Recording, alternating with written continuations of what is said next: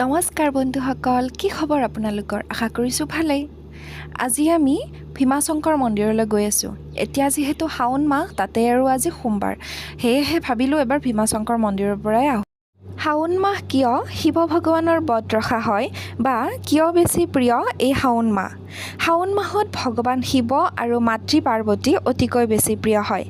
এই মাহতে দেৱী পাৰ্বতীয়ে তপস্যা কৰি মহাদেৱক তুষ্ট কৰি তুলিছিল। শাস্ত্ৰত এই মাহক প্ৰেম আৰু সৌভাগ্যৰ মাহ বুলি কোৱা হৈছে। সেয়েহে ভক্তসকলে এই মাহত বিভিন্ন ধৰণেৰে মহাদেৱৰ পূজা অৰ্চনা কৰে। এক সুন্দৰ পৰিৱেশৰ মাজত ভীমা শংকৰ মন্দিৰ অৱস্থিত। আপোনালোকে বাৰু ইয়ালৈ আহিছেনে? যদি অহা নাই এবাৰ আহিবচোন। মহানগৰীৰ যান জঁটৰ পৰা কিছু আঁতৰত অৱস্থিত এই ভীমা শংকৰ মন্দিৰত নিশা ভাগত প্ৰায় হাতীৰ বিচৰণ হয় আৰু এই হাতীৰ বিচৰণভূমি হোৱাৰ বাবে ইয়াতে ডাঙৰ মন্দিৰ স্থাপন হোৱা নাই। আৰু এই কথা আমি তাত থকা পুৰোহিতসকলৰ পৰা